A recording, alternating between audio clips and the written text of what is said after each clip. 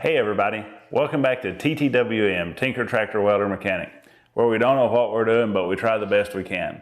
Today, we're going to try to answer one of the most common questions that I see in Facebook groups, tractor groups, chainsaw forums, things like that. What's the difference between a professional grade chainsaw and then a homeowner chainsaw? Stick with us to find out.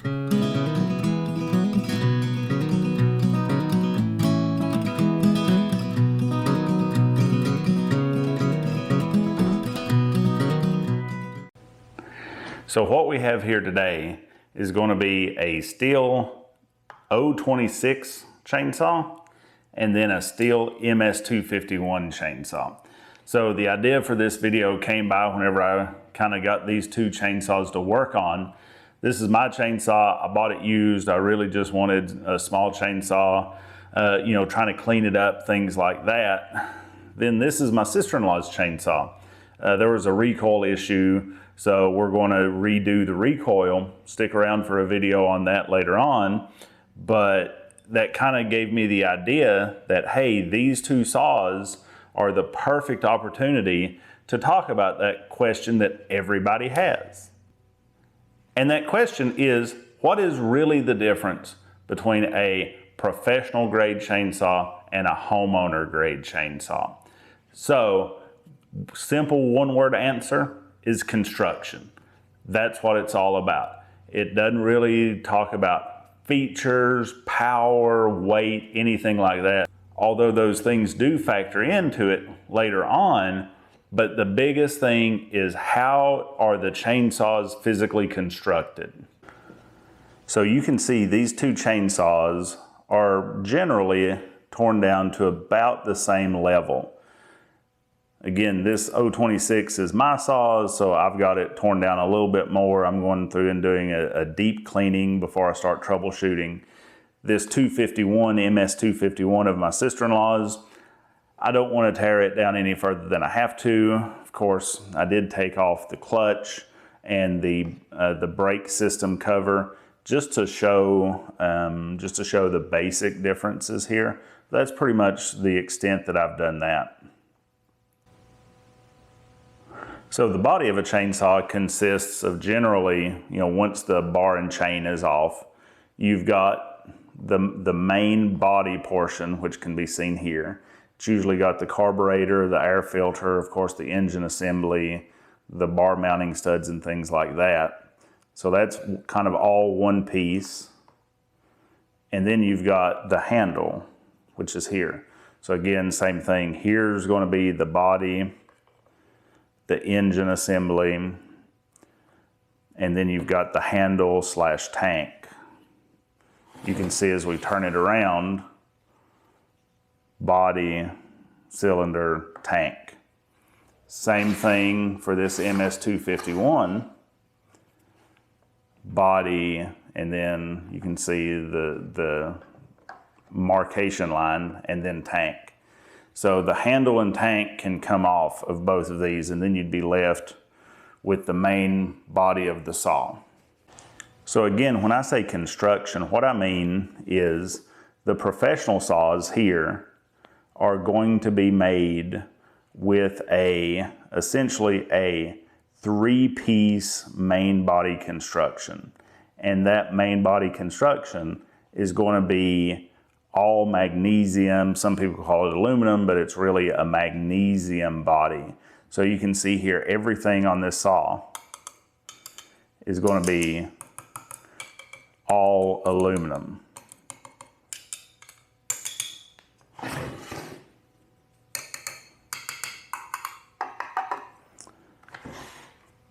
The other thing that you can see here is this is the cylinder head here, and then you can see the crankshaft is part of the actual chainsaw body. So we've got one piece with the cylinder head, and then we've got these two case halves here that bolt together to encapsulate the crankshaft. And that's what makes a professional grade saw, is the 3-piece construction. Okay, and you can generally tell, you can see the bolts, you know, on the outside. You can tell this split here. It's pretty obvious when you kind of know what you're looking for. So that's what makes a professional grade chainsaw. That's it. In just a minute, I'll kind of go over some of the things what I think the reasons for people confusing, like, oh, that's a pro saw, that's not a pro saw. And it's honestly, this is a really good saw to talk about that with. So now this saw here, again, this is an MS-251. This entire body is plastic. Everything about it is plastic. There's nothing metal in this whole thing. Same thing, turn it around. All plastic. When you look at the front, sure, you can see a split, but you can't see where it bolts together like you can on that 026 chainsaw. I'm going to put up a picture right now that's going to be how the engine mounts inside the body. So this is why it's called a clamshell design. You can see that the engine is totally separate from the body, and it just kind of separates from the body with bolts. And then the crank is held in place by a clamshell. That's what that bottom piece there, that's why it's referred to as a clamshell engine. So you can see it's basically like a car. You can take the engine out and put in a different engine in this frame, in this chassis.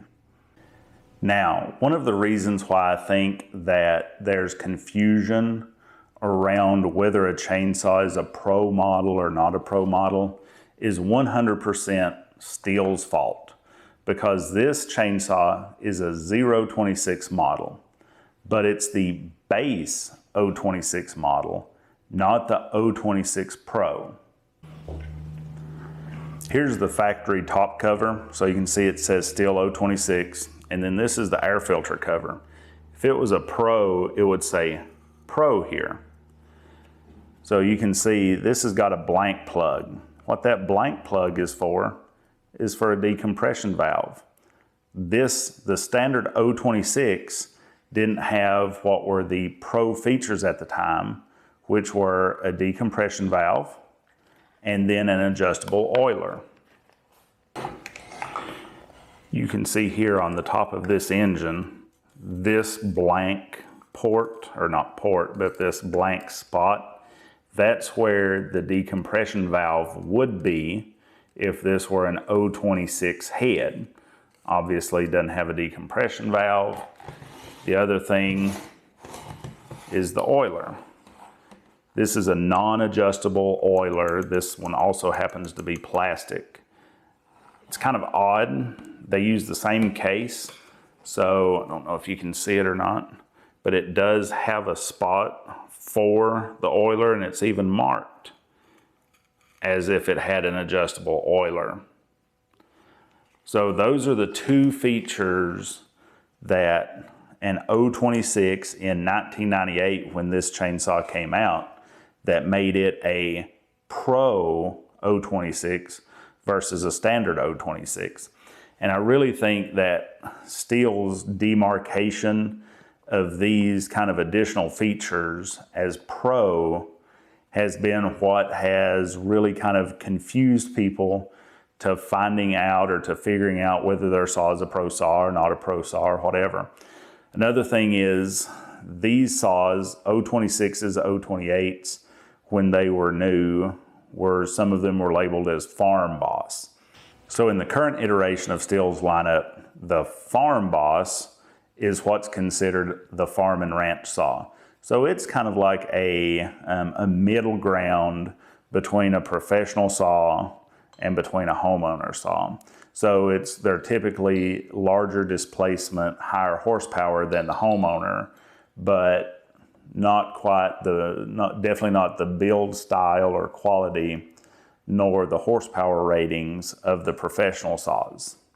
A good example of that would be Stihl's farmboss MS271. That's the one that's labeled as farmboss currently. It's still the same plastic construction, doesn't have an adjustable oil pump, doesn't have a decompression valve, anything like that. And then the MS291, MS311, and 391 are also farm and ranch saws. To get those professional features like the decompression valve and the adjustable oil pump, you have to go up to at least the 391 in the Stihl's lineup. Here are a few more additional differences. So this is my MS500i, so the most current chainsaw that you can get, and it's definitely a pro version. So you can see this is the side cover that came off of my 026. It's got the chainsaw bar nuts are just loose, not in the side cover at all. The newer pro versions have captured bar nuts, so you don't have to worry about losing your bar nuts when you're out in the woods or out in your firewood stack cutting wood. So that's just an absolutely great feature. I really don't want any saw that doesn't have captured nuts anymore. Another big thing that's a main difference that you can tell between a professional chainsaw and a homeowner chainsaw are the clutch covers. Both of these are the pro grade saws. Both of these are metal clutch covers, magnesium clutch covers. This MS251 and like the farm bosses and stuff, they've got plastic clutch covers. So check your clutch cover, see the construction that it has. Another big difference between the professional grade chainsaws and the homeowner or farm and ranch saws are going to be the handlebar material.